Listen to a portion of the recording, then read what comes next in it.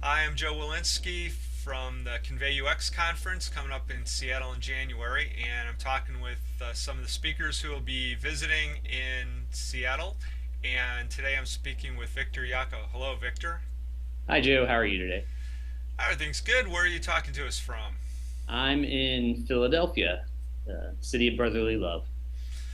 All right. Well, why don't we start with you telling us a little bit about your background, your organization, the nature of the work that you're involved in. Sure.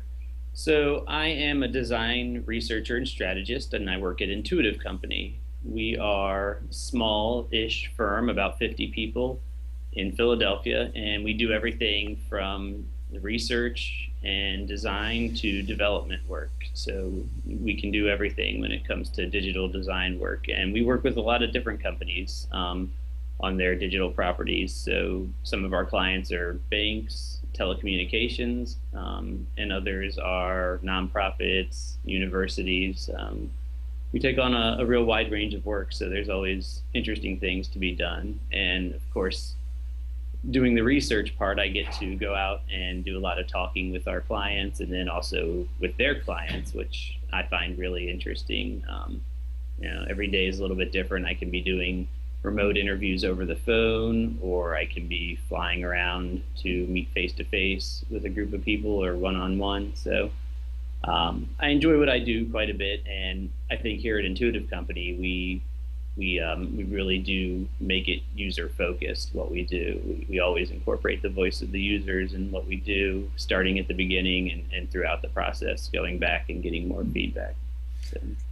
Well, have there been any trends in terms of how you're doing things at your organization? Has anything changed over the last few years in terms of techniques and technologies that you might be using?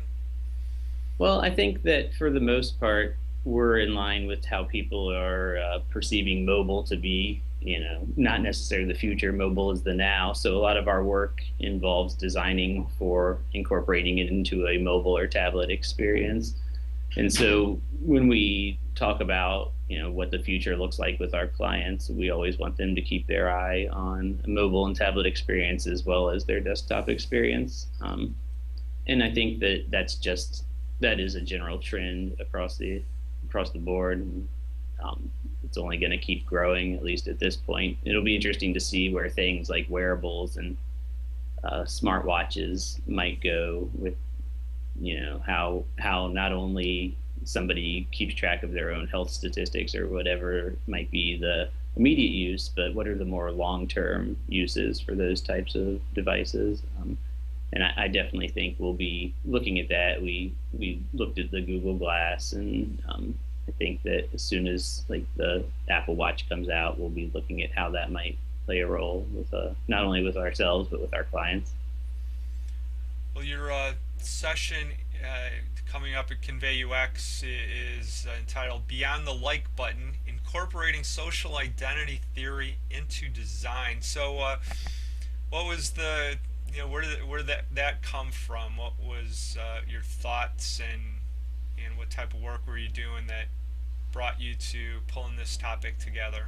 Sure. So my background, a lot of what I've done in the past is around social science, psychology, and oftentimes you incorporate different either theoretical frameworks to try to design a study or to explain why something's happening.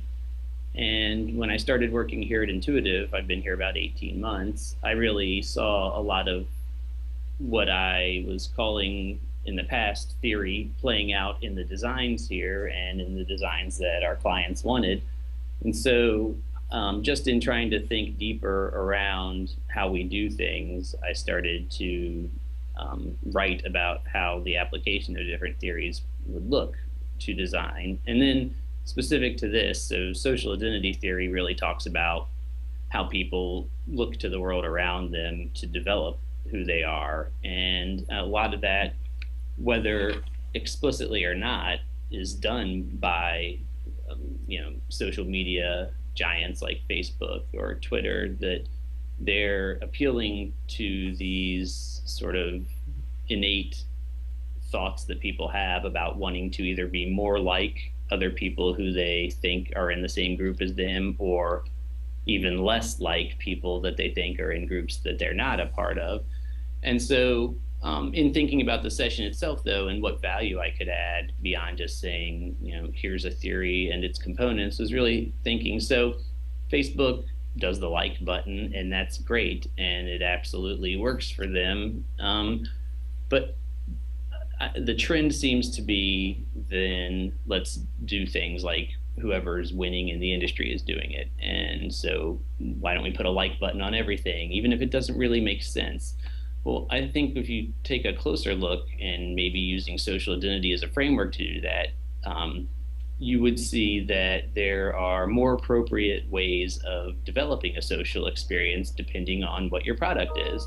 And so really that's what I want to bring the discussion to in my session is, so if we know people tend to act in a certain way or think in a certain way around social experiences, how do you make it meaningful to what you're doing if that's what's going to enhance the value of your product, is having people have social experiences? So, you know, if you have a product that absolutely doesn't really relate to a social experience, putting a like button on it isn't going to turn it into a social experience.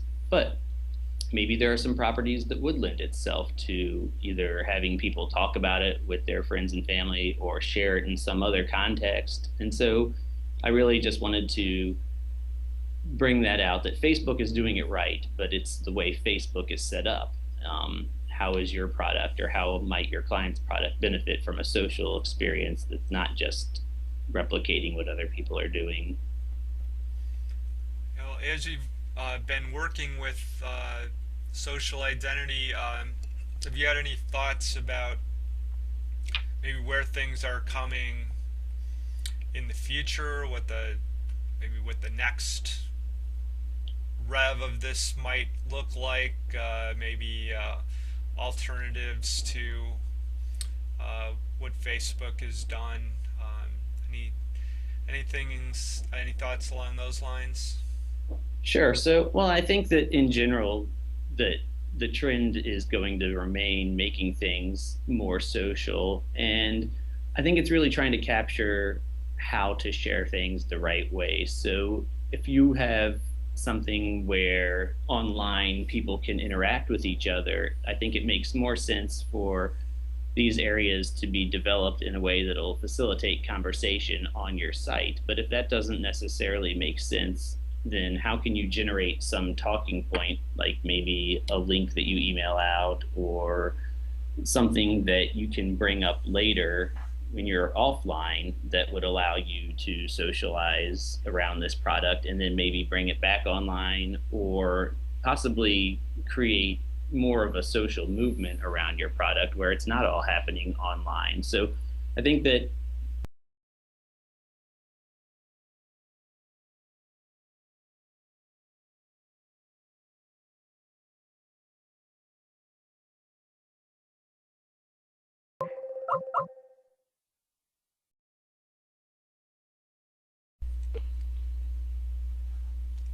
Looks like I lost you there for a second. we totally dropped. That's okay. Yeah, that's all right. Well, it would only drop for a few seconds, so maybe finish your thought there. You just missed it, but I totally said something profound and amazing that I cannot be All right. Well, earth shattering. I think we got a lot of good insights about your background and where what you'll be doing at the conference. So we'll just see you in Seattle in a few weeks. Awesome, Joe. I'm really excited, and I'm happy to be a part of ConveyUX and make it the best it can be. And also, I really want people to walk away thinking deeper and feeling that they got something beneficial out of coming to my session. All right. Well, thanks a lot, Victor. Thanks, Joe.